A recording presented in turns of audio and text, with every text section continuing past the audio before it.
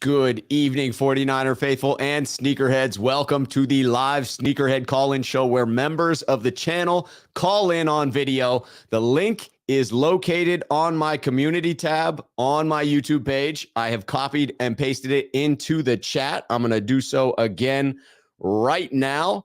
That community tab has the StreamYard link that you hit. It takes you backstage as Chris and Swansong are at the moment. We will get into this in just a moment. I want to say thank you to those that are already in the chat, looking for positivity today, attempting to stay positive. And yes, Kevin, to your comment, a little less profanity tonight than there was last night. Last night needed to be a level of honesty, a level of unfiltered Rob Schuh, and that required some F-bombs. That required profanity, and there will be less of that today. I mean, I'm counting on you to honor that there will be less of that in calling in. There will certainly be less of that coming from me. Kevin, I would love to have your Scottish accent on here as well. So yes, even if it's a halfway decent webcam and microphone, get your Scottish accent on here. I'm sure everyone would enjoy that thoroughly. All right, we're going to get into it tonight. This is the same format. You guys call in, we roll through your calls, and you get to dictate what the topic is.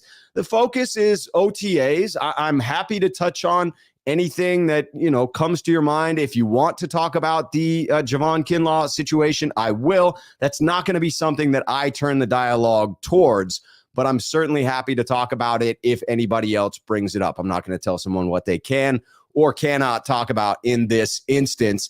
And we'll go through OTAs. That'll definitely be the focus, which also includes that incident. If that's what you want to bring to the table, no problem with that.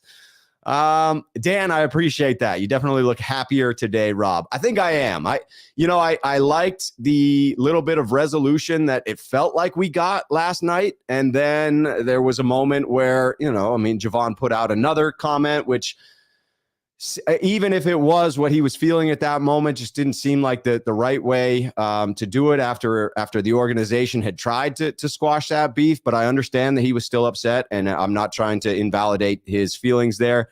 But I did enjoy, to some respects, hearing responses last night and then today. And it does leave me feeling a little bit better about it. It's still a confusing situation, I'm not going to lie. But yes, I am feeling happier today, feeling less weight than I was yesterday. All right, we are going to start off today's call by bringing in Chris Royal to the stream. Chris, how you doing, my friend? I'm doing pretty well, Rob. How are you? Nice. I am doing well. Yeah, feeling better today than I was yesterday. Just had a weird energy for sure. Like I popped on early to talk with Randon before the stream, and he and I were just having a casual conversation as we typically do before we begin. And I admitted as much that I was just in a weird energy. It felt strange. I was uncomfortable. And to me, that's always a sign that I'm not processing something, that I haven't processed something. So I got to talk about it. And I felt in doing so last night that I processed some things. I answered, the question for myself about going on with Grant tomorrow. I'm going to be on Grant's program at 10:30. And yeah, I feel a little bit settled in that regard. Yeah, I think that's good. I think you, definitely need to, continue to do what you do. I mean, Grant a lot better than most people. Where his heart's at. Like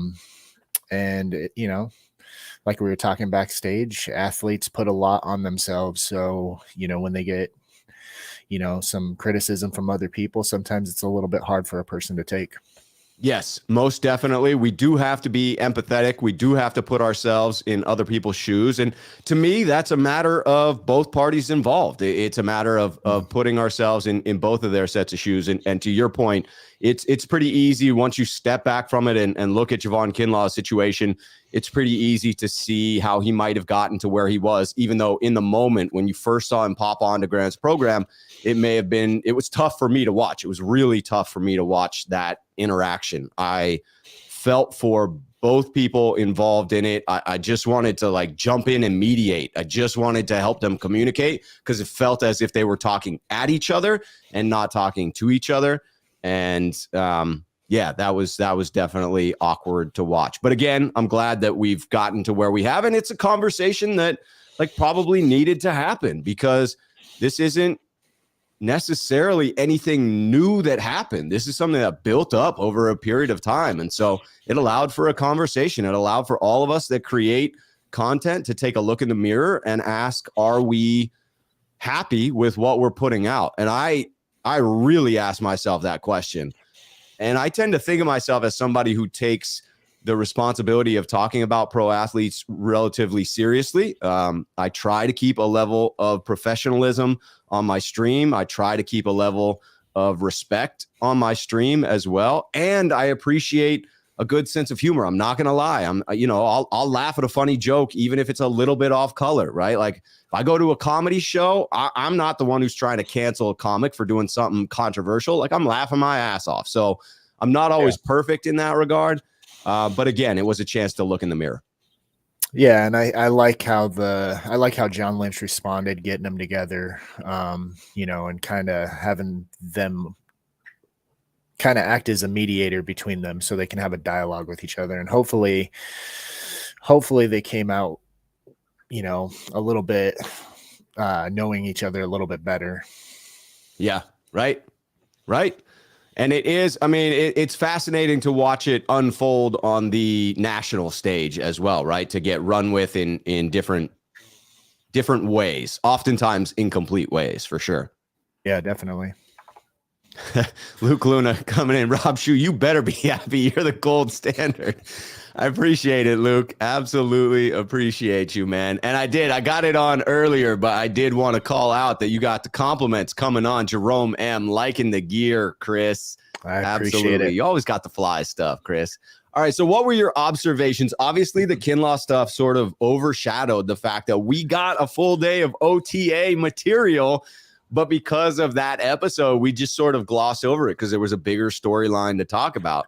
But was there anything that you took away from those OTAs, any observations that you had, or any questions you were left with after watching the Niners back at practice, having the media out there for the day?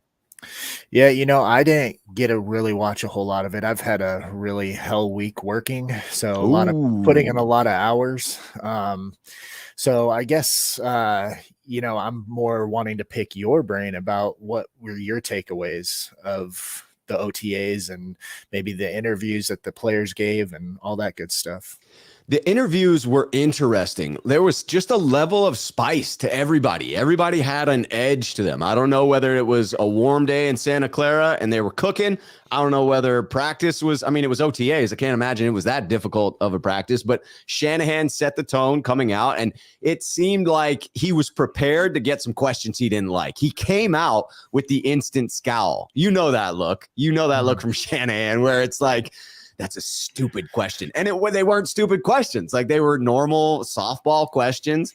But he just came out with that mindset. And it made me wonder if he was just prepared for people to pepper him with annoying Trey Lance questions that he wanted to shrug off, or if he just had some expectation coming in. So I didn't take much away from Shanahan other than that. He did make the one comment about Alex Mack that I found to just be perplexing. He was like, yeah, we pretty much know whether Alex is going to be back or not. And so do you guys. And I'm like, no, we don't. That's why the rest of us are asking you. Like, we have no idea if he's going to be back. And so he's basically saying the clues are out there to tell you if Alex is going to be back. But when I see people trying to dissect the clues and when I dissect them myself, we're split. Like, I think Mac is going to be back because I see no reason to hold on to the news of retirement other than, some of the strategic points like the draft and things like that. But those have all come and gone.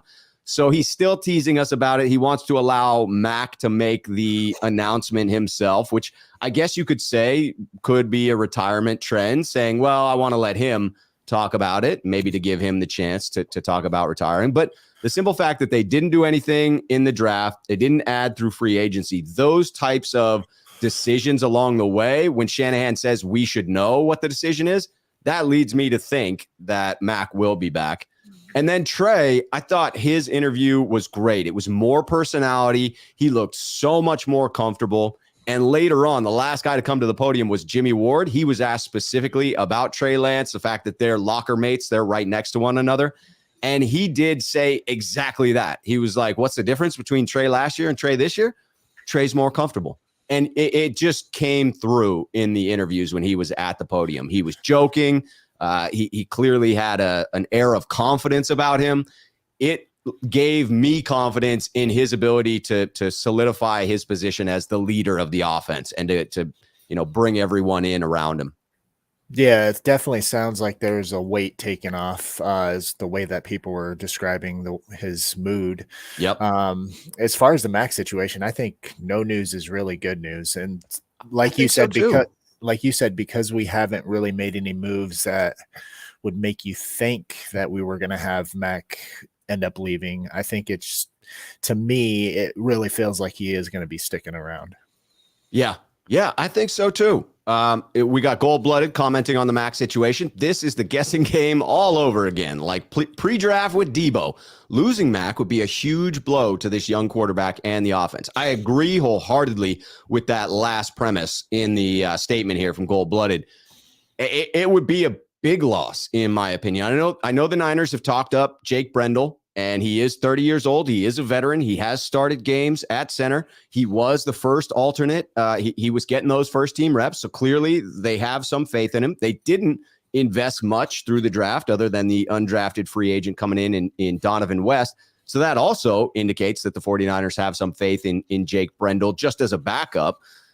It leaves me, though, quite curious. Also bringing in the young Montana, talking about Trey. Trey is very mature for a 22-year-old. Perfect presence, leadership, and confidence. I agree that was the impression that I got of him from the presser yesterday, that his confidence is higher, that he feels he is the leader. And given that Jimmy isn't even there at this point in time, believe that allows Trey Lance to sort of step into that void and just lay claim to being the leader of the locker room and forget about all the other noise. Yeah, definitely. I think if, I think there's a renewed sense of confidence in him, and it would definitely benefit him to have Mac around.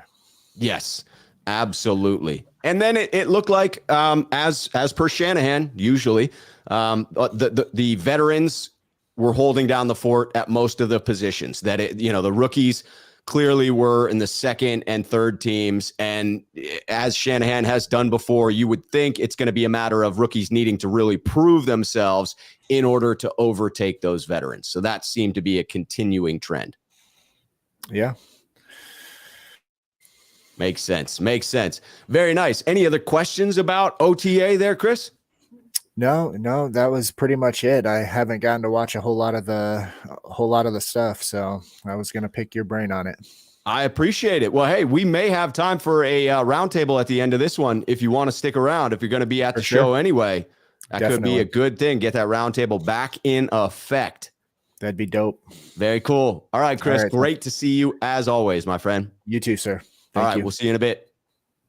Bringing in Swan Song. Just want to take a look at the comments to make sure I'm not missing anything there.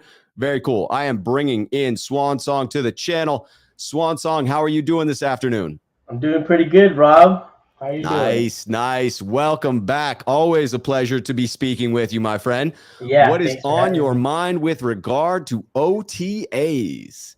So, I thought OTAs, like that day of news, was amazing. Like when we saw, I know you guys have mentioned how the players were extra spicy, like everyone. Yes. And I thought about that, and I didn't get the same feeling. I understand that. I understand what you guys are saying. I didn't use that word when I was picturing it, but I was thinking about it, and I think what we're seeing with them is that it's a very close team. That makes sense. It's like when you're a close team like that, everyone is like on. They were direct. They said they backed each other up. Like, I mean, you think about it, it makes sense, right?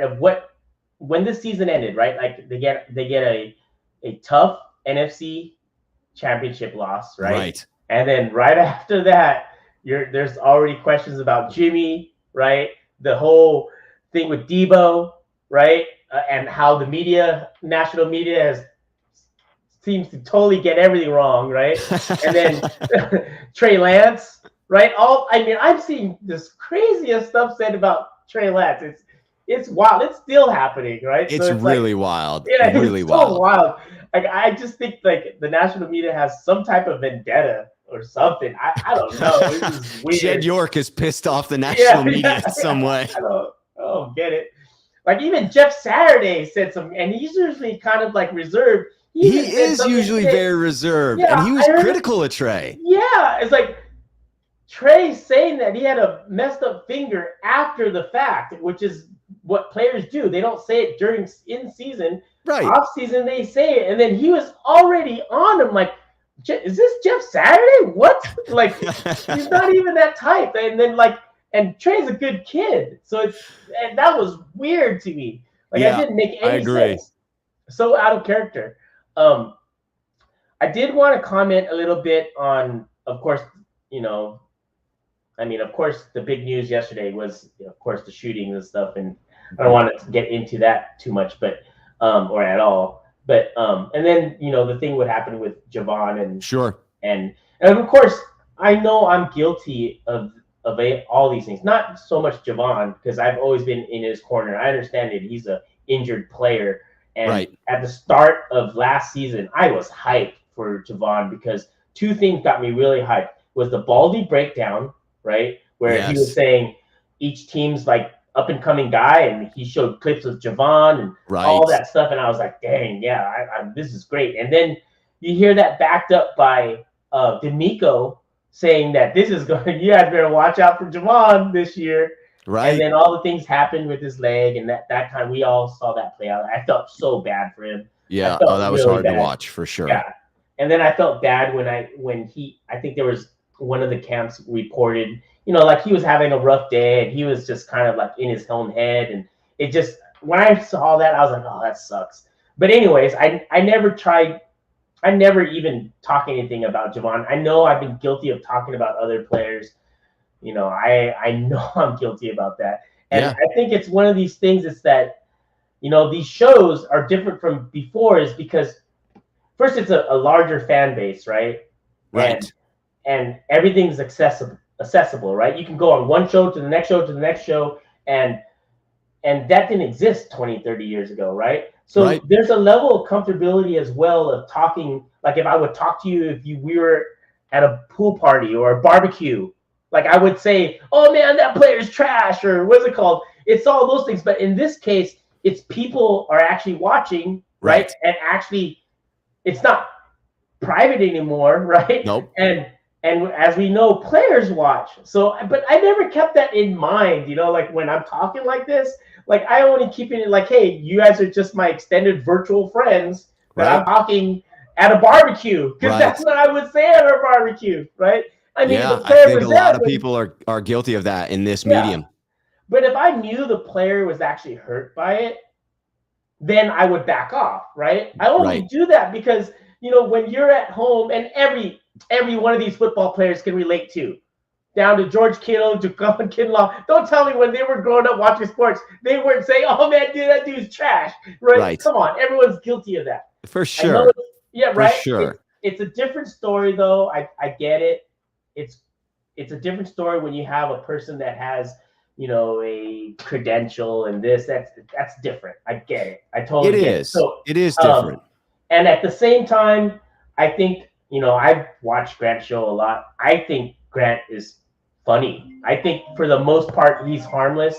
Yes, I've been turned off by some of the things he says because sometimes he beats a dead horse.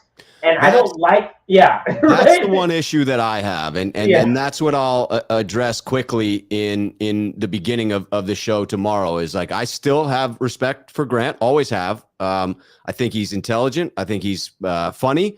And I do think at times he's guilty of beating a dead horse. And he has to remember that 50,000 people amplify that message. So when he beats a dead horse, they beat that dead horse further, right? And so it becomes this tidal wave of negativity. And for a guy like Kinlaw, who's already dealing with a hell of a lot of stuff that he's going through as an individual, it just became too much. And like, I can relate to too much. I can relate to hitting my breaking point, and I feel for someone who gets to that point.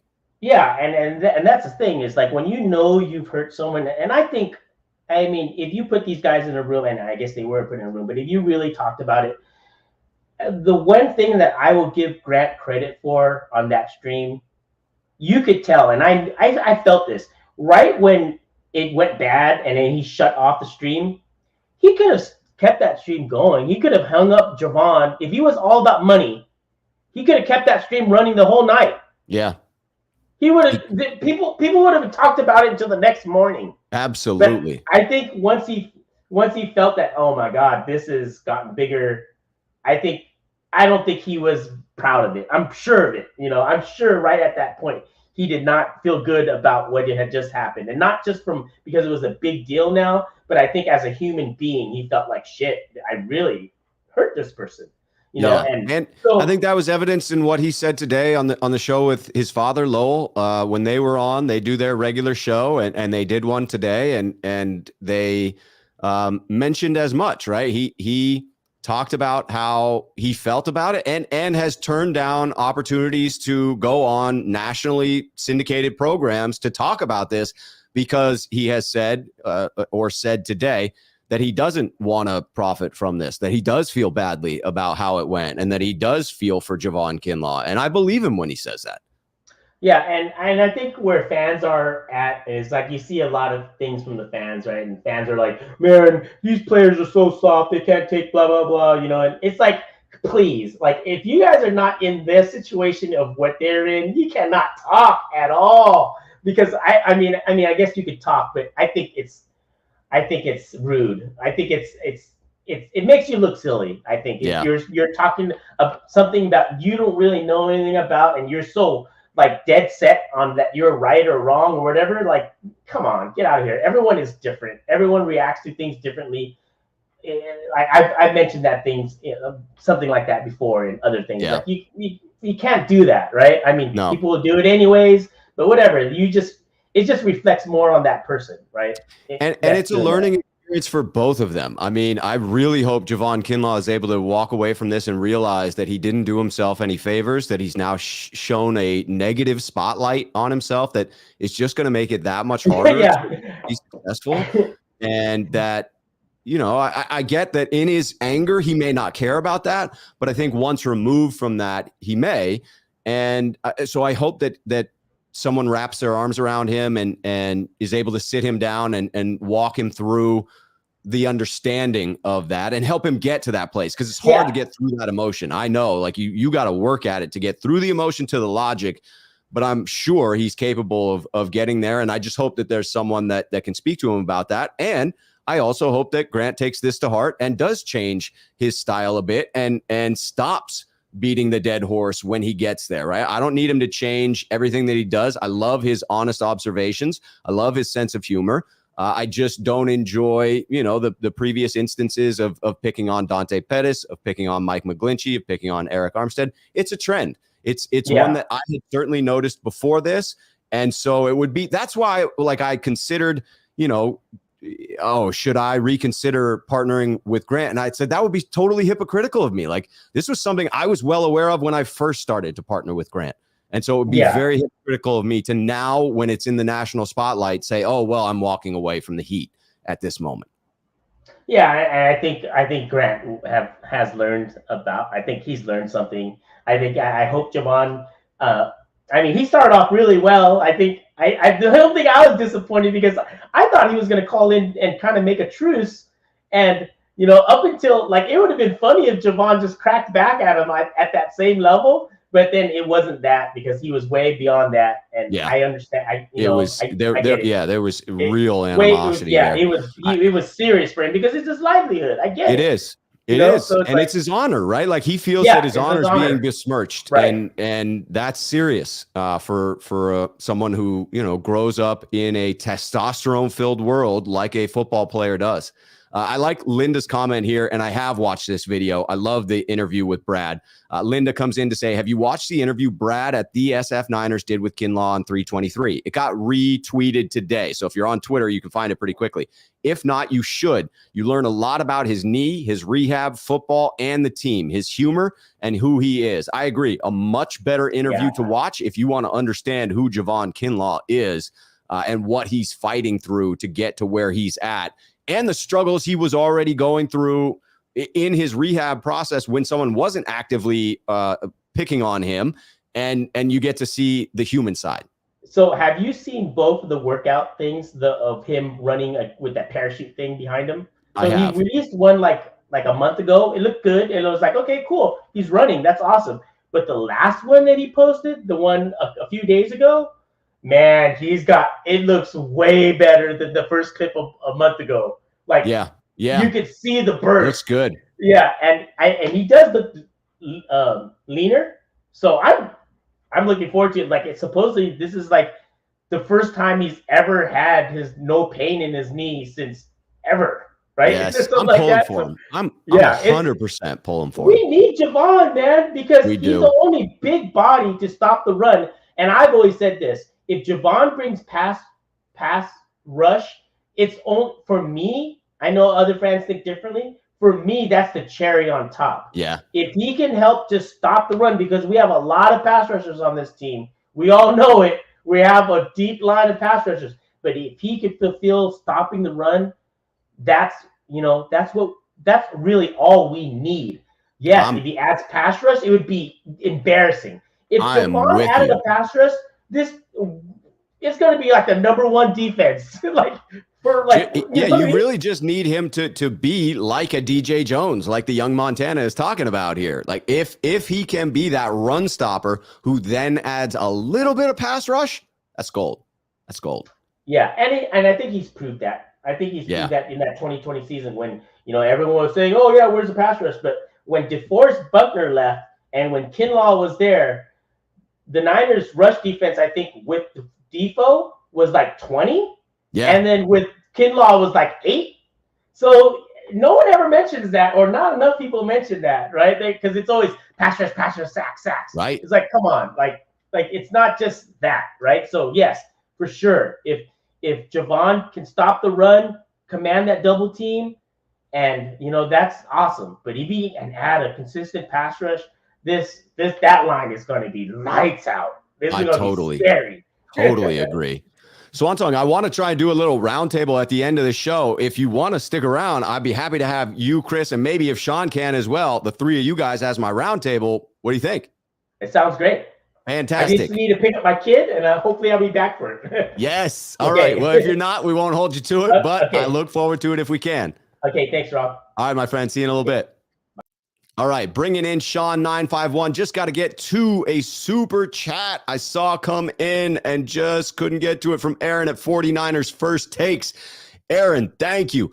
My brother from another mother, how goes it? Hope all is well. Ninerland is never boring, huh? Ninerland is never boring. I just don't know how we got blessed with a football team that was nonstop drama. Blessed and cursed with a team that is nonstop drama. There are days where I would trade all of the exciting stuff for just a little bit of peace and quiet. But that's not what we're going to get. It is good to see you in here, Aaron. It was a fantastic show you and I did earlier this week. See a familiar name as well. Ben Meyerson coming in to say hello. What's up, Ben? Good to see you. All right, bringing in Sean951 Niners to the stream. Sean, how you doing today, man? Doing good, brother. How are you? I am doing better, man. Yesterday was definitely a weird day. Doing better today. Yeah. I mean, that's everyone has their opinions or whatever it may be. I think you know a little bit about mine with Grant, but I think today or yesterday was good in a way because we're not playing football. It doesn't affect the season. It's not distracting the players from a game. It's not that type of distraction. It's kind of right here in OTAs, but right. I think the one I'll knock the Grant thing out and then we'll jump to OTAs. But I think the biggest buildup that put Grant in this position is the last 2 years of COVID and taking away the access to the players in the locker room. I agree. Because ultimately, you know, where Grant's built up his, like Javon Kinlaw said, his balls or whatever you want to say, is because for 2 years he's been able to say whatever he wants every single day. He has 10 posts per day about something 49ers, some way, shape, or form, all season long. Every single game he breaks it down. There's nothing positive that he ever says. They can win, and he tears down the negative things. If Jimmy wins, it's all about the interceptions and the incompletions. If someone gets sacks, it's all about the missed plays. Everything's about tearing down the majority of our players for 2 years, where he doesn't have to see them in the locker room ever. He doesn't get that chance. He's always up in the press box doing his videos or after the game, etc. So when you say the things you say about Kinlaw specifically, when was his first year? 2020. Second year, 2021, coming into his third year. He was hurt coming in. He tried to make a go of it in 2021, knowing that he wasn't 100%. Shanahan even said it. He said, you know, he's been working through it. It's going to be a nagging injury, but we're going to go for it. He tried. He ended up running down that QB on the sideline. I forget what game it was, and that was it for him. That put him out. They decided to do surgery. So when you have a guy like him who's doing nothing but has time, he's either rehabbing, watching TV, hanging out with his friends, you know, whatever it may be, it's 49er focused during the season. If you flip on anything 49ers, Twitter, YouTube, etc., that's what most people go to. Grant's got the most postings on there. So what are you going to see regardless? Just hit 49ers. You're going to Grant. Everything he looks at, Kinlaw, is probably going to be himself, right? Javon Kinlaw 49ers or Javon, for whatever it is. Well, no one's talking about Kinlaw in the national media during that time because there's no reason. They don't care. He's not a superstar yet, right?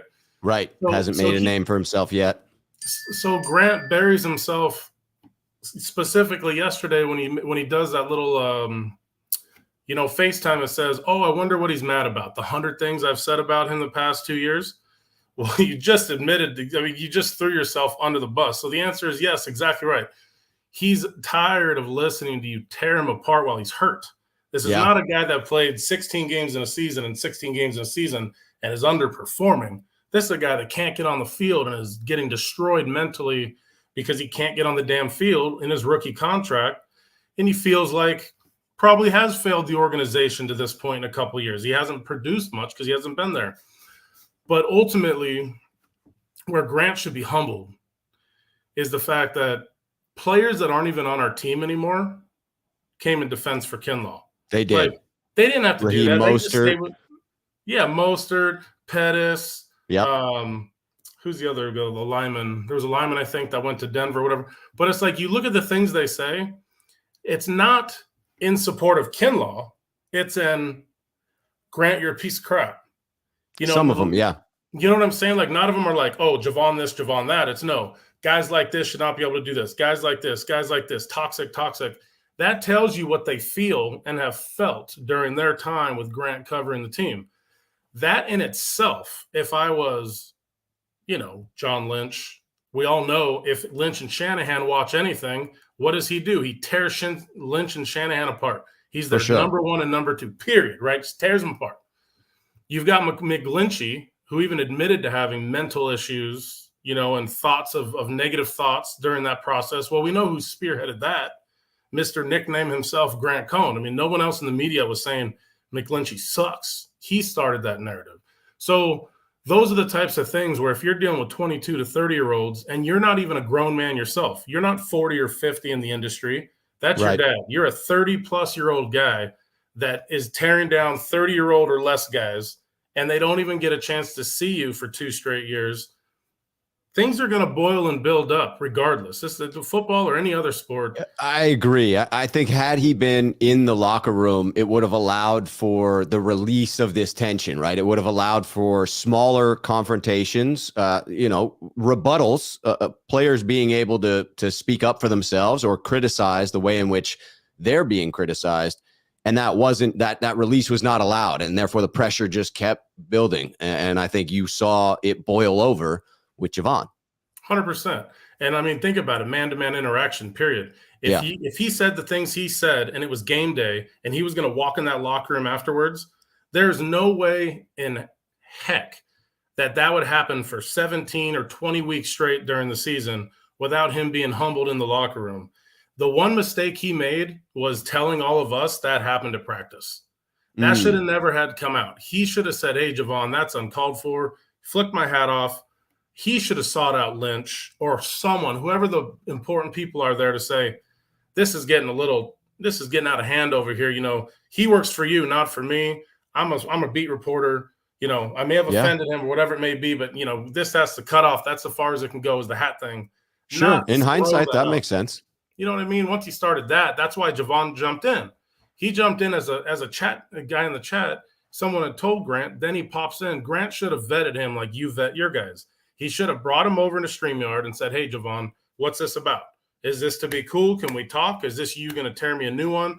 At least have a sense of what he's doing. Because come on, you just tore the guy a new one 3 videos in a row after him taking your hat off. You think he's going to pop on and be kosher? Probably not. Probably not, right? Right. So and I do think that Grant, then visually it appeared as if he regretted the fact that it just went the way that it did. I mean, I saw on his face discomfort during that interview where it was clear that Javon was not doing himself favors in what he was saying. And I don't think Grant took pleasure in that. Yeah. And I mean, to go on Javon, like, I don't like to speak about the person individually because I don't know him, but I mean, he didn't come across well. That was not an interview. That was not a questioning. That was nothing. That was just, that's what you do to somebody face to face when you hate them. You just start tearing them from every single thing you can think of to bring down. But the only thing that I understood in what Javon said to him was he mentioned his kids and his family know who Grant is. Mm-hmm. That tells you by default, they watch him online. It's not a hidden thing. His family. So his family must be the biggest contributor as to what's affecting him when he has younger siblings or cousins or nephews or whoever it is going, man, Javon, you see what Grant said, 49ers, you suck. You're a bust. You're this, blah, blah, blah. He obviously got to its wit's end, but you can see where that derived from. Not only him probably watching the videos himself, but having to hear it internally while he's rehabbing from a football injury. So that's enough. That's all I got on that. I'm going to bring in Chris's super chat because it's tied into that, and then we'll move forward on the topic. Chris comes in to say one positive to the Kinlaw debacle is he's going to use this motivation to Bobby Boucher the shit out of offensive linemen. Feast. Yes, I mean, it is motivation. It did bring the team together, but we will leave it there and we'll transition. What were some of your other observations from OTAs? What did you take away from everything that wasn't that actual, confrontation?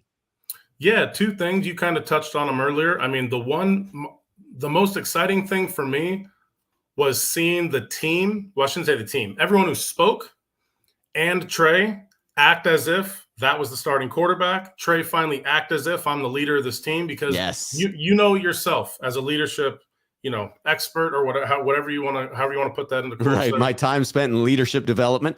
And you know how it is. When you have somebody above you, you can only speak a certain way because you feel like you're in that box in which I have to stay here. As soon as you have the ability, freedom, or title to go outside of that box and be free and be the one that you want people to listen to, you do that. And that's the first time I saw Trey do it, which tells me Shanahan's guy had to have told him, you're QB1. This is a formality. We have business to do on our end. Don't worry about Jimmy.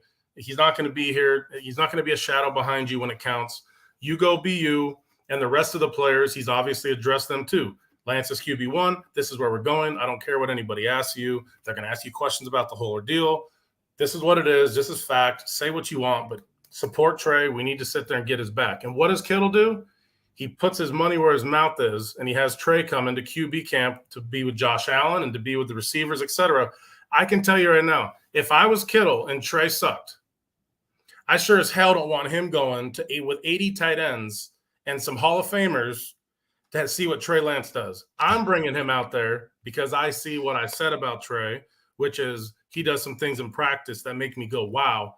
Right. My guess is he wants that to be seen with 80 tight ends and Hall of Famers, some that are on TV right now, and said, hey, Trey, here's your chance to shut everyone ASS up Yes. going into the going into training camp without anything being incredibly visible, right? It's not like it's going to be on TV, but there'll be video. He can put his best foot forward and show everybody, I'm here. I'm ready to take this. Let's change the narrative heading into preseason. Start the Trey Lance freaking hype train, baby. Get some of that positivity out there into the league. Yes, and the last thing I'll say about Lance on the interview deal was the things he said and the way he answered the questions tells me that he's now fully comfortable. Because when he was talking about his finger, he shut him down. Stop talking about my finger. We're done. Yeah, that was good. I love the spiciness in that interaction. He's like, another question about the finger? Didn't we just talk about that? Exactly, right? And for someone to have 2 starts and his stats be, okay, nothing superstarish, and him have nothing to be able to truly have that quote-unquote confidence in your first questioning as, technically QB1, that tells me that he's confident. He's got the playbook down. He's prepared. He's ready to take on any of these questions moving forward. But you now know he's setting a precedent with them. You ask me the same question 15 different ways like a lawyer would. I'm just going to let you guys know, like, next, move on. I like that in a quarterback because that tells me from the 22 years old, he can take it. He can take it. I like that. Yeah, me too. I was fired up with what I saw from Lance. I obviously want to see more of him actually throwing the ball. I want more clips. I want more progressive plays. I want to see him go through his progressions. I want to see him hit the deeper shots, a lot of checkdowns, a lot of throws to tight ends yesterday. I'm good with that, but it does leave me thirsting for more from that perspective. But I came away with confidence, with I give a lot of credit to Jimmy G for being a good leader in that locker room. What I saw from Lance yesterday gives me hope that he's going to be able to fill those shoes. And I have no doubt that he'll be able to fill the shoes from an athletic standpoint as far as his skill set compared to that of Jimmy G. Yeah, no, I agree with you. Like I said, May and June, right? I've always said that, you get through May, you get through June. That'll tell me everything of going into that 40 days off before we hit training camp. Yes, sir. For us to only be a weekend and feel the way we do, minus the incidents that we talked about that are external, I'm very, very optimistic that our players are telling the truth in their spiciness, the word you use, spicy. Yeah. After only a few days, that I think when we do this tight end university with Trey, that I think since he's there, it'll be highlighted. You're going to get a lot of video, I think, from that, most likely. I think so too. Yeah, so I think from there will be the next real, elevation of excitement. It's going to be delightful. Exactly. Right. But don't go there. Yeah. Don't go there. No, it's going to be excitement, brother. It's going to be excitement. We're going to see good stuff, nothing but good takeaways, and the occasional thing that I'm sure we will criticize and overanalyze, no doubt about it. Well, this is fantastic. Sean, can you stick around and do the roundtable? After I got a couple more to go through down there, but then bring back in Chris, Swansong, and yourself. We'll go through some of those other observations that you may have had from OTAs. You got it, bud. No problem. Fantastic, Sean. I'll see you in just a little bit, my friend. Okay. All right, bringing in Jonathan T. Before I do, I just want to acknowledge there's a lot going on in the chat, and I'm trying to keep my eye on it. I don't see anything disrespectful, and I hope everyone here that is watching and that is in the chat knows that I'm all for a healthy dialogue. I do want to say very clearly, I view Grant Cohn to be a friend of mine. He's not a close personal friend. We've only met in person once, but we spent, 30, 40 hours staring at each other on a screen, talking to one another. I do have respect for Grant Cohn. I hope that if you have respect for me, if you're speaking about him or Javon Kinlaw, you can do so in a respectful manner. You can criticize either one. That is totally fair. I'm not trying to limit anyone's speech in that regard. The only ask that I have of you is on this channel, my preference is if you're willing to accommodate me, to do so respectfully. That's my only ask. I hope that that's not too big of an ask. This is me asking as respectfully of you as I possibly can, and I'll leave it at that. If I see anything that feels like it's totally disrespectful, I'll go the timeout block route if it's ridiculous. But I do just want to say that, I hope we can keep it respectful. This program is about more positivity than it is negativity. That doesn't mean we can't criticize. That doesn't mean that we can't go to these topics. But again, felt like it was necessary to say that. All right, bringing in Jonathan T to the program. Jonathan, how are you doing, my friend? I'm great. How are you, Rob? I'm doing very well. Thank you for asking. What did you think of the observations of the organized team activities that we just had? So let me look through my notes really quick here. So I think with Trey, I think he's been gaining more confidence, especially last year. Yes. So seeing him in 2021, I think I know COVID affected his what would have been his final year of play. So I think and being close to Trey, I know as a college student, I'm closer to Trey's age. I know that COVID definitely affected everyone, and it might have affected him as a player as well. And I think with the OTAs, it's helped him regain his confidence that that was there before the whole pandemic thing hit everyone, I guess. I agree. I thought the smile on his face was very genuine. I thought the way in which he interacted with the reporters there was very genuine. The joking, that like calling someone out for asking another finger question, all of that stuff really spoke to me of someone who is regaining their confidence, someone who is finding their footing within this new position of the NFL, right? A whole nother level of competition, a little bit different than North Dakota frickin' State, right? Yeah. And one thing I don't think that was mentioned about this stream yet was Colin Kaepernick and being on the working out for the Raiders, and so I decided to take a little look last night at the Raiders depth chart, and as much as I want to be optimistic about Colin Kaepernick, because I know before he went away, he was definitely maybe not a great quarterback, but at least a good starter quarterback at least, and definitely. However, one thing that has to be mentioned, though, I feel is like it's been almost 5 years since Colin has stepped onto on a NFL football field, and I think the level of the NFL is much more different than it was back in 2016. That's an interesting point, that literally the game has evolved since Kaepernick stepped away. And I agree that 5 years, even if he is maintaining himself in tip-top condition and going out and practicing on a regular basis, there's a big difference between practice reps and game reps. And to not have the opportunity to compete in 7-on-7s, 11-on-11s, practice, anything like that for such a long period of time, it is very fair to wonder, just how much he's got left in the tank. And until you see him out there, it's tough to answer that question. Yeah. We certainly didn't get much from Josh McDaniel either. He went, Bill Belichick on us as far as how much information he gave in how he performed in that scenario. Yeah. And I guess what I want to talk about mostly is about the Grant and Kinlaw thing. I know it's a bit of I know especially what happened with, I think both sides just want to forget and try to move on from what happened yesterday. Yes, and I think that's true. Mm-hmm. And however, I know that Grant can be controversial in his statements sometimes, and I think it's fair to make those controversial statements if he has evidence to back it up. But I think at the end of the day, he also needs to know that that these are real NFL players on these days, and with the power of social, especially with the whole lockdown thing, social media has just become just a stronger platform for how players connect with the team. And I think there's just these one thing I've learned from this pandemic definitely is that there needs to be a level of online etiquette between everyone. You're allowed to, I think you should be allowed to criticize someone, but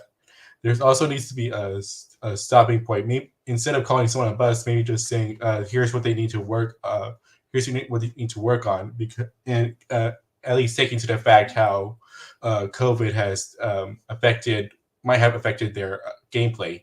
Definitely. Yeah, and might have affected their mental status as well. Like, I think we all have been pushed to the brink of what we can take with everything that's going on in the world right now. I haven't spoken to anyone over the last 2 years that hasn't admitted to feeling immense amounts of stress, right? An unusual amount of pressure, an unusual amount of emotions.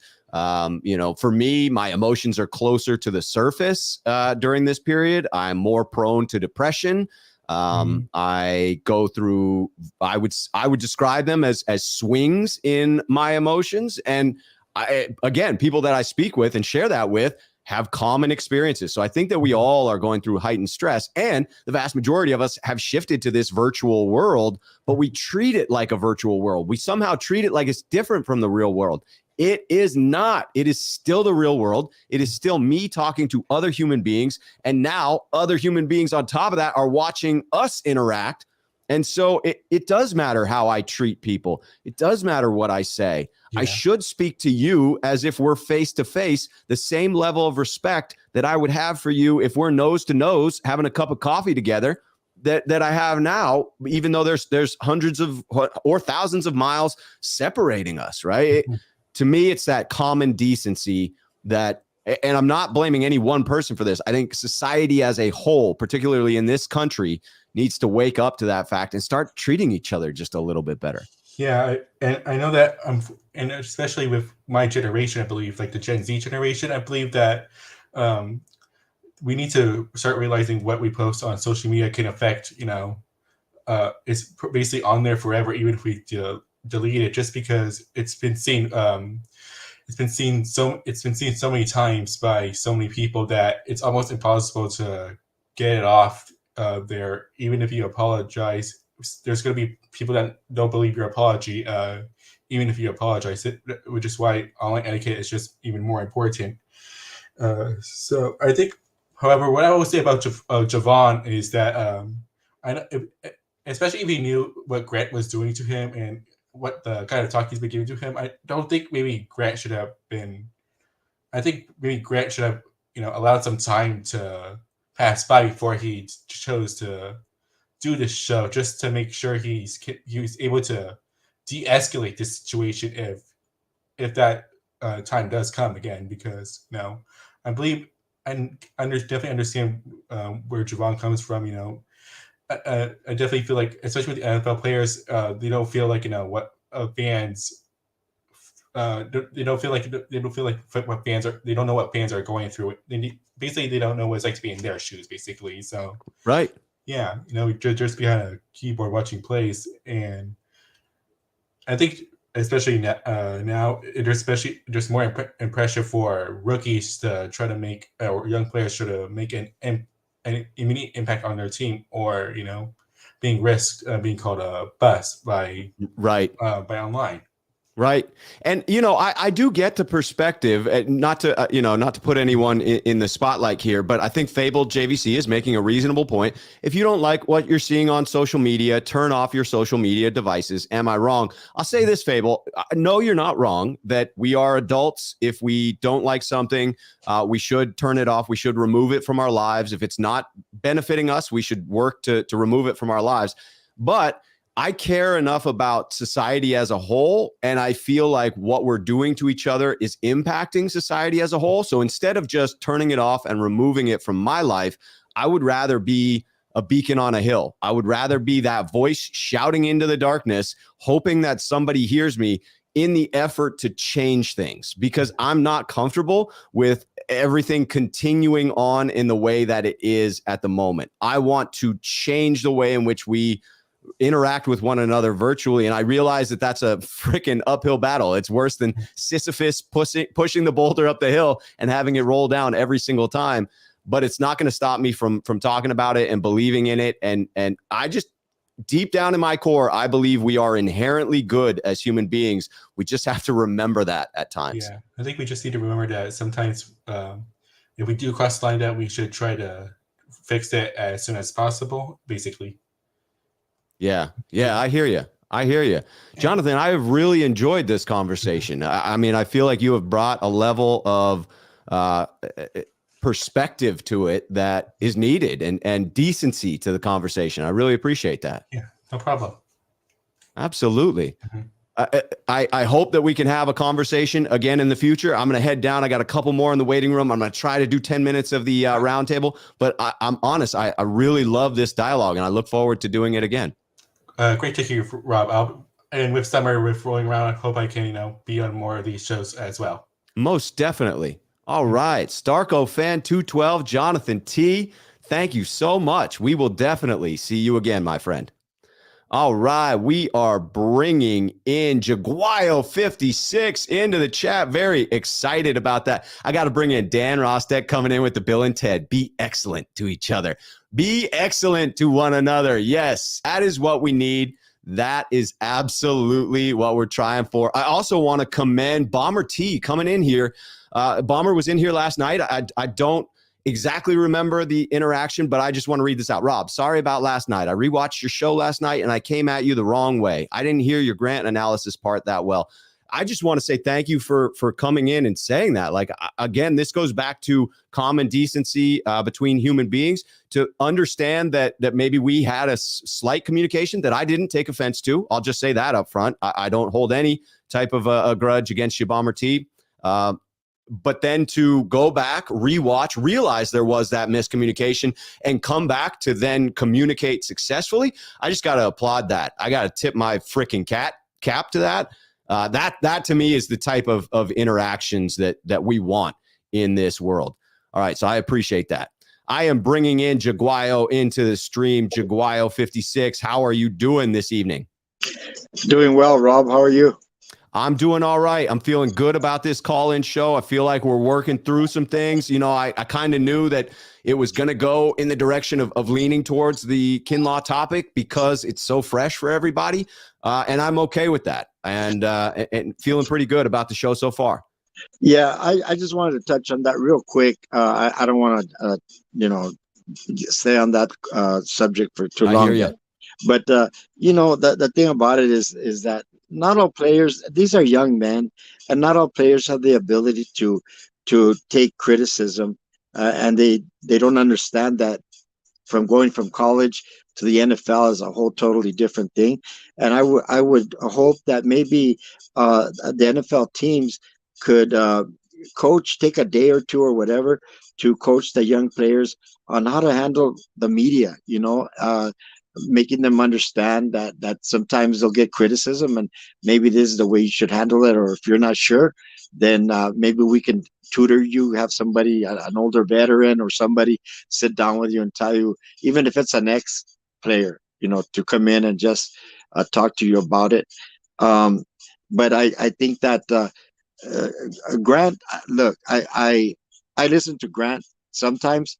I applaud his hard work. He's a hardworking guy. Yes. And I applaud that he's got a lot of people subscribers. That's great. But I also have to see Kinlaw. I'm a grandfather, great grandfather, and father. And I think these young men, from Kinlaw's point of view, sometimes, you can push and not everybody is the same. Everybody has a different point of view. Yes. And so I think both of them were wrong. And yes. but both of them, you can see both sides, but hopefully they can make up, squash it, and let's move on. Let's talk about football. Yes, agreed. I think that one of the things I wanted to talk about was Brian Greasy. After thinking about it, I kind of thought to myself, and his being able to be with the Shanahans as far as like his father, and then Brian Greasy was drafted, of course, by Mike Shanahan, right? And so he was behind Elway, and so maybe that perspective can help when he deals with Trey and showing him, the ropes, saying, this is what happened with me. This is the way I handled it. It's kind of tough sometimes. There's going to be expectations on you. And, but this, maybe you can look at it this point of view. So, yeah, Brian Greasy, the comments from him were interesting yesterday. Like my first impression was that for a media guy, it was weird that his presence was sort of soft-spoken and meek in that video that was put out of him answering a few questions there at the OTAs. I was a little bit surprised that it wasn't a more confident portrayal, given the fact that he's been on television. But it also sort of endeared me to him, right? He was a soft-spoken guy. I remember him back from his playing days and was rooting for him in some respect. Denver was obviously not my team, but I enjoyed watching him play. I enjoyed his style of play, and I've been curious about how he's going to mesh with Trey Lance. I've just given Shanahan credit for having gotten good coaches in the past, so I'm giving him a little bit of additional leash on this one because I think he probably got it right again. But this is the biggest unknown for me, and it's one of the biggest needs, right? Pairing with Trey Lance in his first full season. And sometimes what happens is there's different kinds of teachers. Sometimes the teacher has to understand the kind of student they have. Sometimes you got to get on their ass, and sometimes you got to deal with them with love and respect. And so, just because he's soft spoken, I mean, time will tell. Yeah. But just because he's soft spoken, he can't be a Chris Kosaric, right? Kosaric is just right. like, you don't have to come be. on, you guys, you better do this and that. Okay, and it works for him. It works for him because at the root of everything, he's a great teacher. But maybe Greasy is the type where, look, he's an older guy, he's a little bit older, and he's been through the wars, he's been through the everything like that. Maybe the soft spoken, maybe it'll come out a little bit more as time goes on. But I think that we'll see. But maybe he's using the kind of look, son, this is what we got to do. You got to work on this. Kind of soft spoken, but to the point. And I think Trey hopefully will understand where he's coming from, and hopefully it helps him. And you have to be true to who you are, right? To your point about Chris Kosaric, that's who he is. He's a fiery dude. Everyone says that like he's not acting when he is screaming about the jump and the get off. That's him. That is his personality. But Greasy obviously isn't that, and I'm glad he's being true to who he is. That will make the messages he has to give to Trey Lance that much more genuine if he's being true to himself. And one last thing I want to touch on, and I'll let you go because I know you got some guys waiting. I just want to give. I'm amazed at how Lynch and Shanahan, how they keep getting coaches, developing them, and then it not only works out in the positive for the coaches when they leave, but it's amazing the ability they have to find these coaches and develop them. And and then we get compensated sometimes. That's a big deal. Those third round picks are huge. Yes. So that it amazes me, and I'm just glad that we have that type of personnel coaches that are looking into the future. What happens if they have a vision? If this guy goes, they know that probably our defensive coach is going to probably go. They're probably, so that maybe they're already that Vic Fangio, maybe, or somebody else. But I'm confident that they can develop whatever. And but those are basically the things I wanted to talk to you about, Rob. But thank you very much. I really appreciate the way you're always level-headed. You're always respectful, because I'm old school, and I believe that respect and trust and compassion are things that will never go out of style, no matter how long human beings are here on this earth. All those things count. So I just want to leave you with that, and I appreciate you.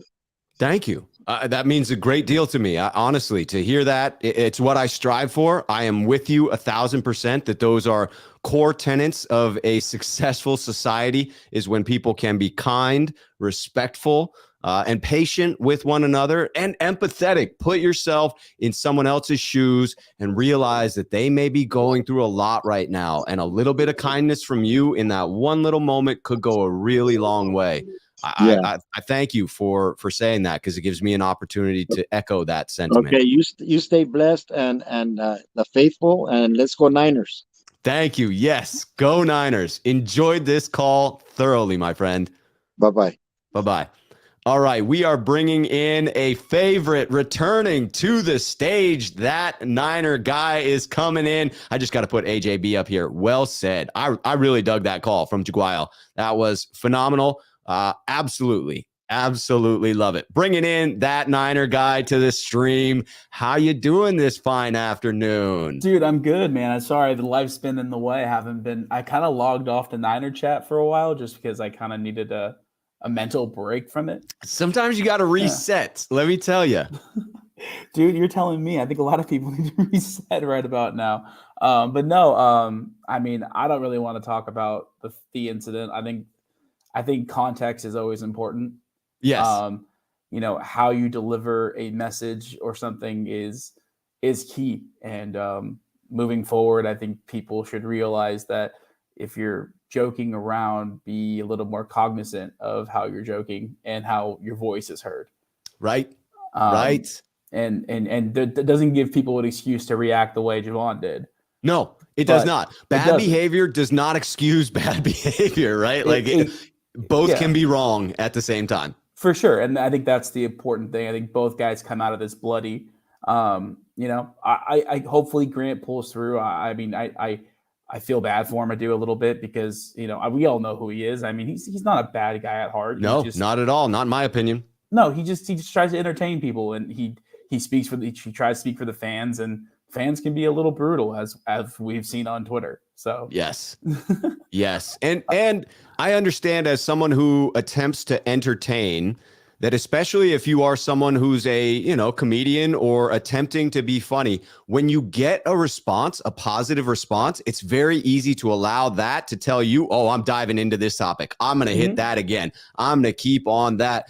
And the power of trying to be the Pied Piper, trying to keep people's attention, trying to keep that positive spotlight on you, can cause you to say things in the moment that you might not otherwise say. And I'm not putting any words in anyone's mouth as to his motivations. I just know that's true for me. Like, I have been in situations where a guest on the program, a collaborator, or Grant himself when I'm on his program, has said something that when I go back and watch it makes me cringe a little bit. But in the moment, I laugh along with it, or I even pile on to it because there is that sort of social pressure to get that next laugh. Yeah. No, I mean, listen, at any sort of environment, whether it's on the internet or even in life, you can have that social pressure. That's not that's just being human. Yes. You just hope everyone learns from it and moves on. And that's all we say about this. I think we're all kind of talk. I mean, you guys are got to be all talked out in the comments. So, I mean, there's not much else to say. It's been psychoanalyzed by every Niner fan in their own way. It has several times over at this point. I bring in Luke Luna for the super chat real quick. Glad to catch you. Keep it real. Stay golden. You too, Luke. Good to see you in the chat, sir. I appreciate it. Yeah, I agree. Like we have definitely we've hit it, and it'll continue to get hit. It'll continue to get brought back up. I'm sure there'll be more national stories. Those will then get talked about. And so it's not going to die quickly, but it will pass by. We will be back into football at some point. And I hope, like you said, it's a learning opportunity for everyone, myself included. Yeah, no, for sure. But the thing that I think bothered me the most about this was that it took away from the real story of Tuesday. And the real story is, dude, this is Trey's freaking team. Yes. That was the real story. Oh, it was. It really bothered. The confidence. That's the thing that bothered the crap out of me, is that I don't think it would have mattered if Jimmy was in the building. Dude, that kid is ready for all of it. I'm so happy that he came out. He joked with the media. He just said very respectfully to F off, which was my all-time favorite. Come back to that. Yeah, totally respectful.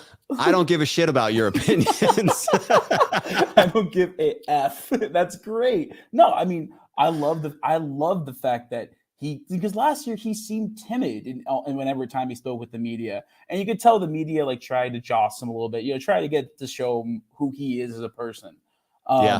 And finally, you got to see that. And that was really cool. The things that the Niners have said about him and why they made the pick.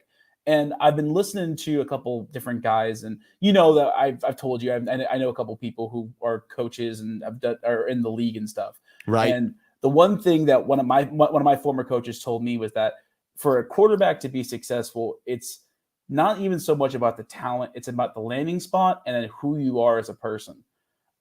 A lot of people have talked about, a lot of football people, not national talking heads of nonsense, but a lot of football people have talked about the fact that Trey is super humble. He's about the process of playing quarterback and being a leader of a team. But more importantly, he doesn't have that ego. Like he's one of those guys who wants to learn and get better.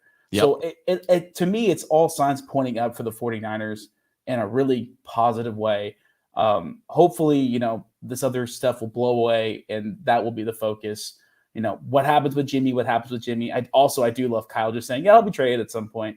Yeah. That was amazing. Nonchalantly, like just to shift it. Kyle, if you had just had that type of energy, for a while now, like there would be less drama, but Yeah, he's like, yeah, like I feel like the funny thing is, I feel like no one's talked to Kyle.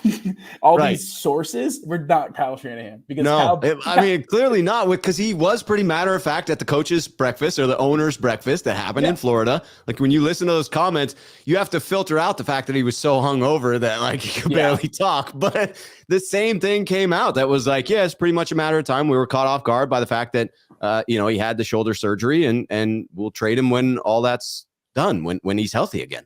Yeah, and I feel like the team is also responding to it in their own way. I think that the veterans, I know a lot of people said like, oh, it's Jimmy's locker room. It's Jimmy's locker room because they're winning games with him, right? Right. I mean, I don't think a lot of people know this about NFL players, but players are acutely aware of what winning games mean to them. Yes. If you listen to Jimmy Ward when he speaks, you got to talk to guys who haven't just been around winning their whole careers. Yeah. And when you're not winning, people get fired, people lose jobs, you lose money. Right. That is just the nature of all of that. When you're on good teams, the team that you're on may not pay you, but somebody else will, i.e. Arden Key, who probably would have been, if he went to a lot of other teams last year, would have been out of the league. He just got $7 million. He got $7 million for 5.5 sacks.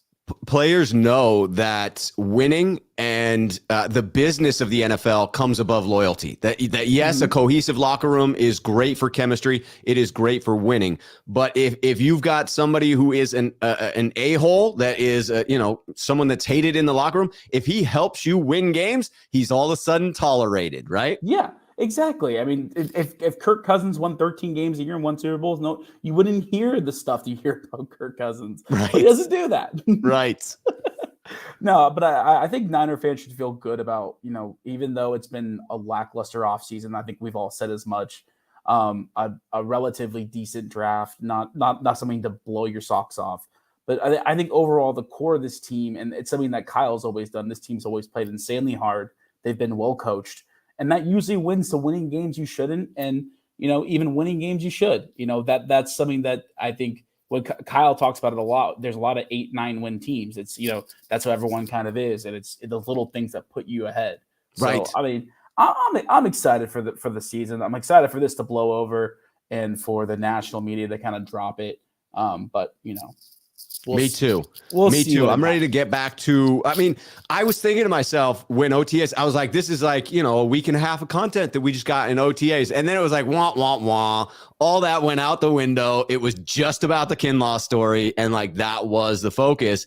And it erased all of this good content, real football stuff that we got from that observation of OTAs. So my hope is we can get back to that, and that getting another day of media availability next week will only further distance us from this incident. And I do think that it helps that it seems both parties involved want to also distance themselves from it. They're not trying to drag this thing out. At least once Javon deleted those things from his social media, it seemed that he was willing to, even if it's not squash for him, at least let it go in some respects for now. We'll see if it comes back up again. But I'm anxious to get back into football, back into Niner-related content that isn't just drama. Yeah, I mean, there's a lot of factors that led to what happened on Tuesday, too. I think also the fact that, reporters haven't been around. That's a big deal. Huge deal. Usually, Grant would be in the building every week. For 2 years, he hasn't been there. So when he goes on the show and says what he says, which entertaining could be disingenuous at times to the players, abilities. I could say that. I think that's a fair assessment of what he does. He doesn't do it often, but he does do it. And instead of the next day being like, dude, I saw what you said. Someone sent it to me last night. What was that? It's been 2 years of buildup. Yeah. And for Javon, people call him a bust. Listen, man, that's the nature of being a first round pick, and you played one full season total in games, and you're going into your third year. People are going to say that is what it is. Right. But what you need to do, though, is go and shut them all up and prove it, and not by going on their shows and screaming at them. Right. Totally agree. There's a right way and a wrong way to handle it. And then there's this breaking news coming in from the NFL is nothing without Tom Brady. I love this comment. Get ready for Baker Mayfield to be the next starting quarterback for San Francisco. Talk about out of left field. I just like taking us off the rails on that one. Who's your source? Guy, are you down? We lost Sean because I'm guessing he had to go, but are you down to do a little roundtable? Actually, we got Swan Song, hopefully has picked up his child and his back, and we got Chris, and we got 4 people for a roundtable where we can talk a little bit about OTAs. You got a few minutes? I'll hang in. Yeah, sure. Okay, very nice. Very nice. We are bringing in Swan Song to see if we got audio. Swan Song, can you hear us? We may just have him in the background. Maybe Here we go. Oh, yes. All right. We have returned. All right. And we're bringing Chris into the stream. Okay. We've got our little roundtable going here at the moment. Gentlemen, thank you for joining this. I do want to focus on OTAs. And so anyone in the chat that has an OTA focus for us, please feel free to bring it in. We talked a little bit about Lance and the energy that he brought in. I thought George Kittle's comments were pretty entertaining. The Mac retirement is something that we could talk about. But let's start with Jimmy MFing Ward, who came in and talked about himself as the villain. I loved his talk about, like, hey, would I love to get recognized by my peers and make a Pro Bowl? Yeah, but that's not going to happen. Did you see me come on Grant's channel? Did you see me talking trash on Instagram? Like, I am now public enemy number 1. And I back it up with my play. So I just have to say how fond I am of Jimmy Ward and how much I love his brashness. I love the fact that he is talking that trash and backs it up on the field, and that we finally come to a place where we're recognizing the skill sets that he has, because he's not a ball hawk, and that's traditionally all you get recognized for as a safety. If you're a big hitter or a ball hawk, those are the two things we look for. Jimmy has a unique skill set. It feels like he's being recognized by the 49er media for that, and even a bit on the national stage. Did you take anything away from Jimmy's comments there, Chris? Well, you may not have seen it, but in my description of it, what do you think of Jimmy Ward and the progress he's made over the last 9 years? Well, I just love his attitude about it. You know, I think some of the best players that have ever played in the league have that kind of mentality about him, and the fact that he shows up every Sunday. He may not finish all the plays, but he's always making impactful plays in general. Yes, he is. And I love that he's willing to admit when he does make a mistake. Like, he's willing to break down a play and let you know when he wasn't on an assignment, when he missed the coverage. To me, that is, again, goes back to 187's comment here. Ward is definitely a team leader. Swan Song, what was your takeaway from Jimmy Ward and his spicy comments? Yeah, I mean, I love his swagger, and I love it how he says he's the villain, and then he uses Grant as a shield, which was hilarious. Right. Like, you know, he was saying, well, you know, I'm this way because of Grant. So it's like, so smart, so street smart, right? So the thing, what's awesome about Jimmy Ward is that everything that he talks about, he backs up. Like, at the beginning of last year, he said, no tight end's going to get more than 40 yards on him or something like that. So then he was on his Instagram going, naming off all those guys. Nope. That was so great. He did it. Yes. And he's like, oh, I can't wait to lock up with this guy. I can't wait. I mean, I love that energy. And I mean, I loved how he finished. He was on his Instagram story a couple months ago, and he said this. He's all, think about this. He's like, I've gotten 1 interception or whatever it is. His interception numbers are super low, right? Right. But I still signed in for a $27 million contract. So what do you think that says about me, guys? If the league cares so much about, interceptions and those things, but I'm still getting paid this amount of money, what does that say about me? Because we all know interceptions, a lot of it is luck. Come on, let's be real. Part of it is luck, right? Part of it is luck. And I know that he says, and he said all the possible interceptions that he could have had last year, which he said was like 4 or 5. He's like, man, if I just make that play. So he's like, that's a missing thing in my game. I just need to do it. He's like, I know I could do it. I just need to do it. So, and I think that if he does it, he'll get all his Pro Bowls. I really, really want him to frickin' get those interceptions. He deserves it. He deserves the opportunity No doubt about it. And deserves that recognition, deserves that Pro Bowl berth. I'm telling you, that Niner guy, what'd you make of Jimmy Ward's comments? That's just Jimmy Ward, man. That's just Jimmy freaking Ward. Dude, so you look at Jimmy Ward's career like very differently than most people, right? Because he was in the Kinlaw camp, first couple years in the league, he was hurt. He had a couple games, like remember that one game against the Bears where he had those 2 picks and he had a pick 6, and like he showed flashes, but like overall couldn't get on the field. And then, regime change comes twice. He's there for Harbaugh. He's there for Tom Sula. A lot of guys don't survive that. But Kyle was like, okay, I like this guy. He's a player. We just need to get him on the field. And they even started him at corner, which was out of position. So like his story in general, it's leadership just by his actions and having the swagger, but it's leadership by example too. And that's something that always goes a long way in a locker room. It goes a long way with just regular people. So, I mean, Jimmy has a C on his chest, and it's well-deserved. I really hope he's going to be on this team moving forward. Hopefully he keeps playing at the level they'll extend him. But, hey, he's been a leader on this team with his play, made big plays in big games. You can't ask for much more. That is my fear, is that the fact the 49ers are so tied up against the cap right now, and they did not extend Jimmy Ward, it seems as if the writing is on the wall that they are not going to. And that feels like a major loss for this team from a leadership perspective, from a veteran perspective. The guy that's been on the team the longest at this point, the most tenured player on the 49ers, is a leader in the locker room, does have that fiery personality, brings a specific skill set that is very beneficial to the 49ers defense. But it doesn't seem that as of right now, he's in the long-term plans. Maybe that changes after the Jimmy Garoppolo trade. Who knows? We shall see. Jerome M. bringing in our next topic here with the super chat, saying off the Grant topic, which is good. I've got Grant on the brain. If Mac does retire, what is his cap hit to this season? And honestly, while you guys were answering the Jimmy Ward thing, I was trying to go on 49erscap.com and get the precise answer to it. I could not locate it, even though I found the article that details who's on the team, who's off the team if Mac retires.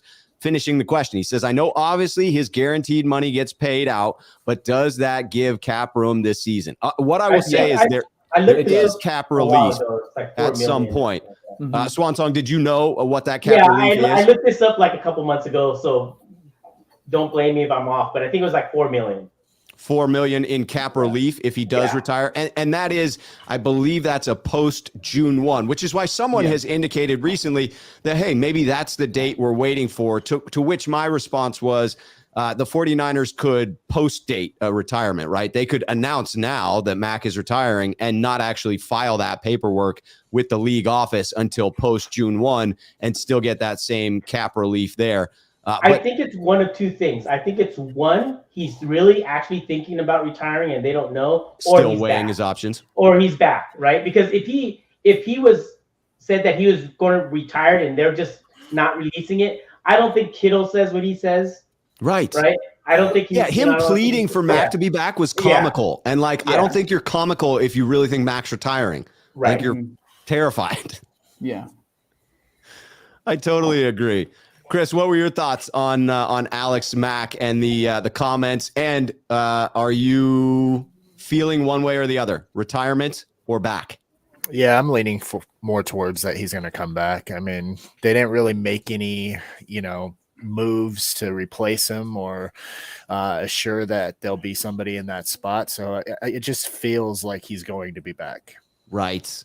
I'm with you on that. I am absolutely with you on that. I am still going to try and, as we're talking, bring in the salary cap actual figures so that I can confirm or deny it, but it's going to be difficult. If any of you, I'm doing this. I think it's like $2.5 million this year of guaranteed money, $4 million cleared, and then it would be like $3.5 million next year because he did sign the 3-year deal. That's right. They put on money.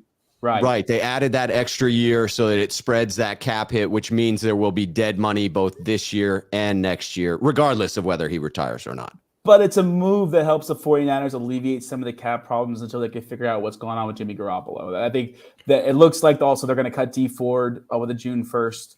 Another question is, though, I don't believe you get more than 2 June 1st moves.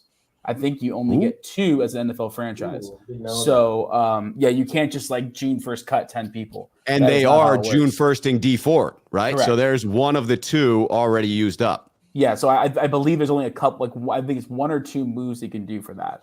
Okay, but I will look into that. Yeah, but I think realistically that Mac's on the fence. Now the problem is though, it doesn't sound like he's working out. He's on his honeymoon. He's drinking Guinness in Ireland. Like there's some problems happening here. I genuinely think he's having a lot of fun with his now wife, and he's getting his cardio. Yeah. I was just gonna say that. He's getting a different type of cardio. I like it. Yeah, plenty of cardio, not as much weightlifting. Yeah, so we'll see what happens, but I think it's a possibility. My question is though, is it if you're not working out, if you're not getting ready for it, should you come back? Yeah, because you could get hurt. That's the thing. Like that's something that can get you hurt. You know, if you're not lifting, getting prepared, getting strong enough, that's something that's a problem. So. Well, we've got, inside information coming in from WAC. I will preface this by saying I'm being sarcastic that it's inside information, but you never know. Maybe WAC is Mac's best friend, just under a different surname, coming in to say, Mac told me, run it back. Run it back. I'm hoping Mac and WAC are in total conversation and that WAC is completely correct about that, but it's currently unsourced material. Jerome coming back in with the follow-up question on Alex Mack. Now the follow-up. The front office does know he retires and will use the money to bring J.C. Tretter in. I think that's more of a question. Will the front office, if they find out he's retiring, bring in J.C. Tretter? So let's reverse that order. Start with that Niner guy on this one. Would you rather have a veteran like J.C. Tretter in the building with his, people can continually mention injury concerns with J.C. Tretter, although he's not missed a ton of games over the past several years, but that is a bit of a concern. Or do you trust that the Niners know what they have in Jake Brendel and allow the next man up who's already on the roster to step in and compete? So if Jake Brendel was very valuable, he would have not been on the practice squad last year. Right. That's a good point. That's a factor. The fact they have Donovan West and Dontari Poe, listen, if Mac retires, I wouldn't feel comfortable with Brendel, West, or Poe. West is coming off an injury. Maybe they show someone in camp and they just mauling people. If they maul this D-line in camp, that should be a really good sign. Right. If you can hold off this D-line, it's a good sign. Yeah, exactly. So we'll see. The thing with Tretter, though, is that I don't think the Niners are the only team in the market for him. Miami, I've heard, has been in there. There's been a few teams. The Ravens were, but then they signed they got the kid from the draft, Linderbaum, so they're out of that now. So there could be competition for him. And if the price is right, the Niners will do it, but they're not going to give him a ton of money. So it just depends. Yes. I want to be playing as the soundtrack, as Ray points out, Return of the Mac. That is what we want, is Return of the Mac at this point. All right, Swan Song, what are you thinking? If we do find out that Mac's retiring, are you sticking with what's on the roster, allowing for camp competition, or are you immediately picking up the phone and calling J.C. Tretter?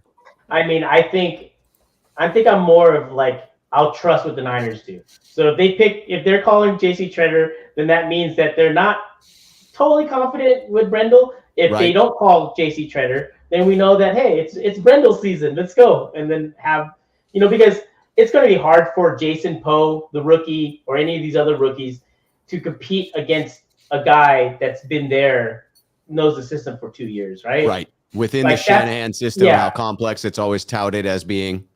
Right. And then those guys are projects in itself. Not saying that they won't work out, and not saying that those things are not exciting, seeing those two guys, but I would think, knowing how Shanny is, he probably is going to go with the guy that knows the system.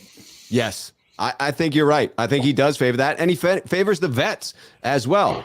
Chris, take us home with your thoughts on this. Would you be calling up J.C. Tretter? Would you be going with the veteran, or are you trusting in what we have in-house?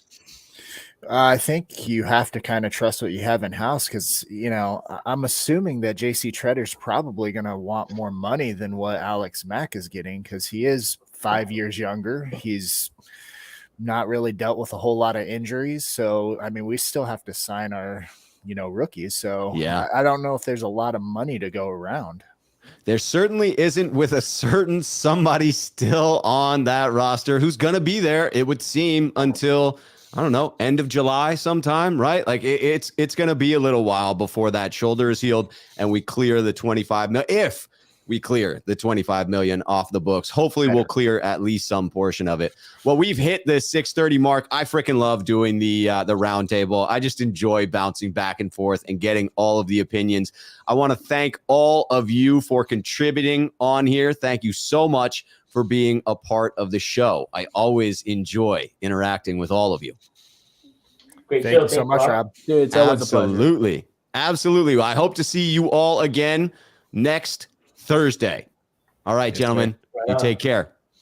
All right. I am going to close this one out. Just want to say thank you. Want to say thank you for the respect that I feel like everyone was a party to throughout this stream. I always feel that way on this channel. I feel blessed in that regard, that in attempting to put out my own positive energy and my own respectfulness, that it is often met with positivity in return, with respect in return. And I find that to be true throughout life. When I go out into my day in the real world, I consider this the real world, I try to treat other people with respect. I try to give them a smile. I try to brighten their day. I try to inject kindness into this world.